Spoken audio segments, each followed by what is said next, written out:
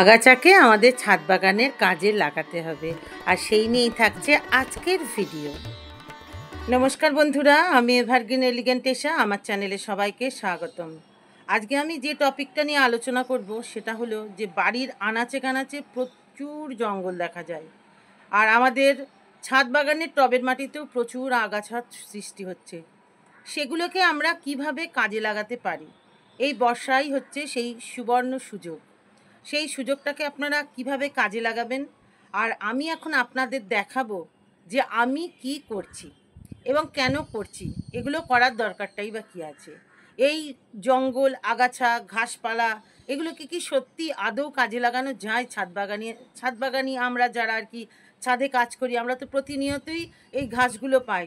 এগুলোকে জমিয়ে আমরা অনেকেই হয়তো রাখি, কিন্তু এই জমিয়ে রাখবো কিভাবে, সেটা প্রসেস করব, আর কিভাবে সেটাকে ব্যবহার করব, এছাড়াও আর কি কি প্রসেস আছে, গাছের জন্য কতটা উপকারী আমি যেমন বলবো, আর আপনারাও তেমন গুগল সার্চে দেখে নেবেন। এই দুয়ে দুয়ে চার করে নিন। আর ছাদ বাগানি, সেই ছাদ বাগানিদের কথাই আমি বলবো যারা প্রতিনিয়ত সারের অভাবে বা নিজেদের কিছু না কিছু পরিচর্যার অভাবে অনেক সমস্যার সম্মুখীন হন। আজ থেকে আপনারা ছোট্ট ছোট্ট জিনিস দিয়েই অনেক বড় বড় উপকার পাবেন। সেই ছোট্ট ছোট্ট প্রসেসগুলো আমি এখন আপনাদের দেখাচ্ছি, আপনারা দেখতে থাকুন। এটা হচ্ছে আমার কচু গাছের একটা টাব। এই কচু গাছের টাবেতে অনেক ঘাস হয়েছে। এগুলো ঠিক দুব্ব ঘাস নয়, এগুলোকে মনে হয় বলে হংস ঘাস। তো এই ঘাসগুলোকে আমি আরও বড় হতে দিয়েছিলাম, কারণ আমি এগুলোকে কাজে লাগাবো বলে।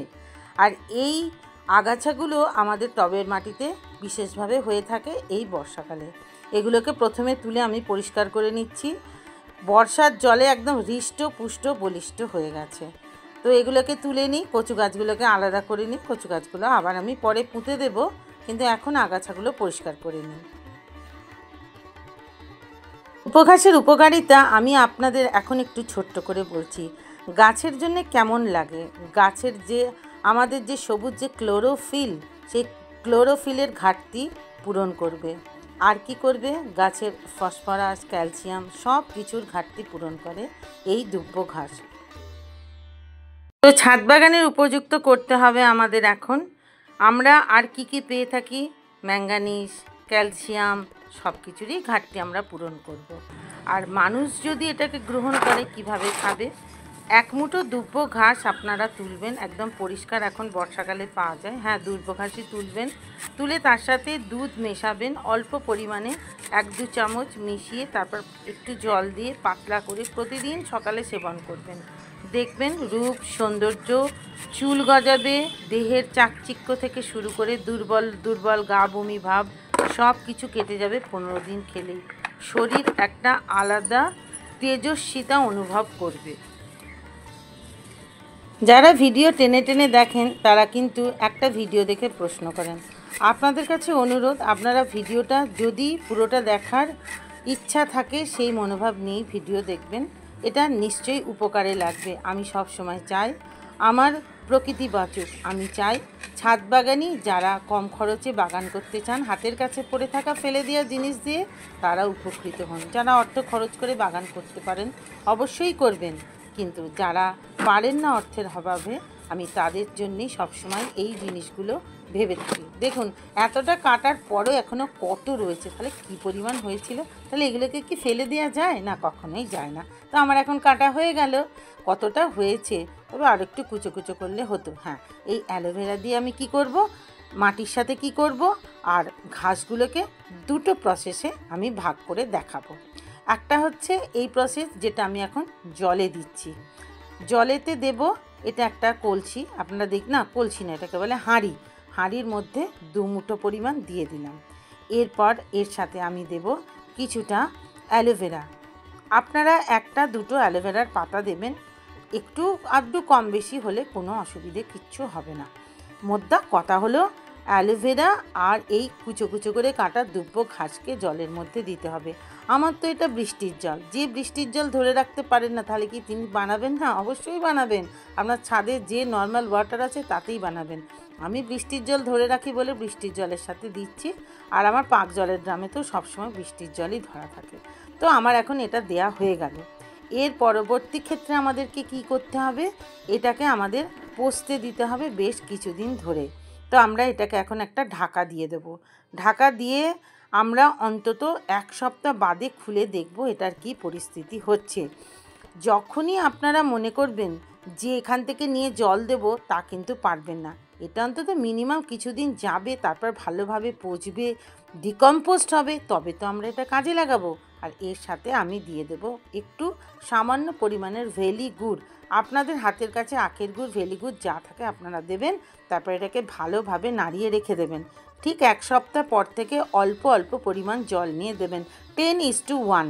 যাই আপনারা নিন না কেন, মোটামুটি 500 গ্রাম জল, সেটা আপনারা 10 লিটার জলের সাথে মিশিয়ে দেবেন। হ্যাঁ, দিন, যত খুশি দিন।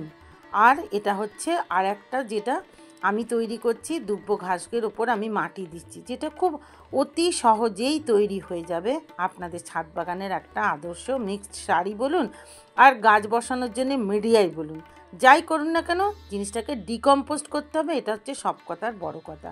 আর যদি আপনারা মনে করেন এতে সরাসরি গাছ বসাবেন, তখন কিন্তু চুন দেবেন। এটা আমি আপনাদের বারবার বলছি, আগেও আমি বারবার চুনের ব্যবহারের কথা বলি, এখনও বলছি চুনের ব্যবহার। আমি চুনের ব্যবহার প্রতিটা ক্ষেত্রে করি, আপনাদেরও তাই বারবার এই পরামর্শটা দিয়ে থাকি। তো 1 প্রস্থ দিলাম ঘাস, 1 প্রস্থ মাটি, আবার 1 প্রস্থ ঘাস, আবার 1 প্রস্থ মাটি।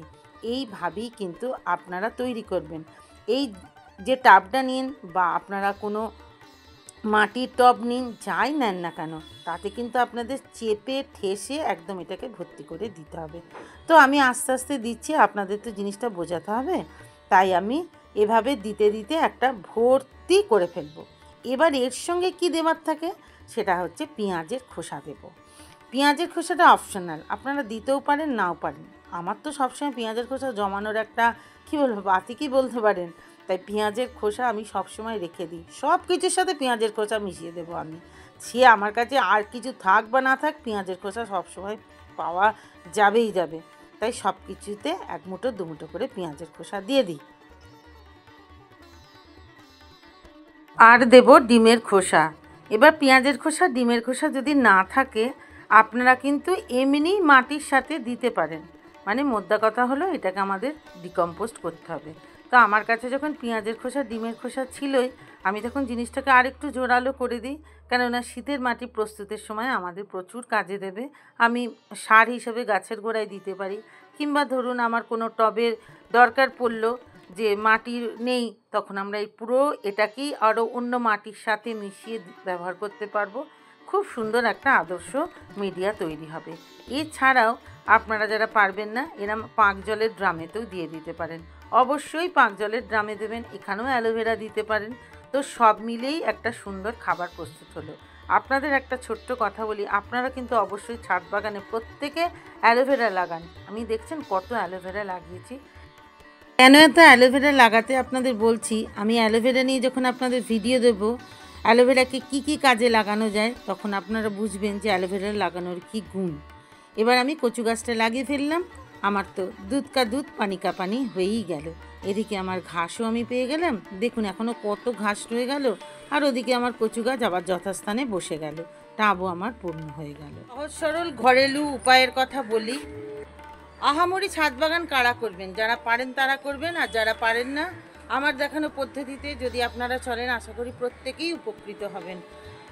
এত সহজ সরল ঘরেলু উপায়ে যে বাগান করা যায়, ইকো ফ্রেন্ডলি গার্ডেন, তারপর আপনাদের আমি একেবারে সহজ পদ্ধতিতে তুলে ধরি, যাতে আমাদের দেশ বাঁচুক, প্রকৃতি বাঁচুক, আমরা সবাই বাঁচি। তো এই নিয়েই থাকে আমার প্রতিদিনের ভিডিও। আমি আবার ফিরে আসব, আর যতক্ষণে ফিরে আসছি দেখতে থাকুন পুরনো ভিডিওগুলো। আজকের ভিডিওটা কেমন লাগলো অবশ্যই জানাবেন। রাখছি এখন, ধন্যবাদ।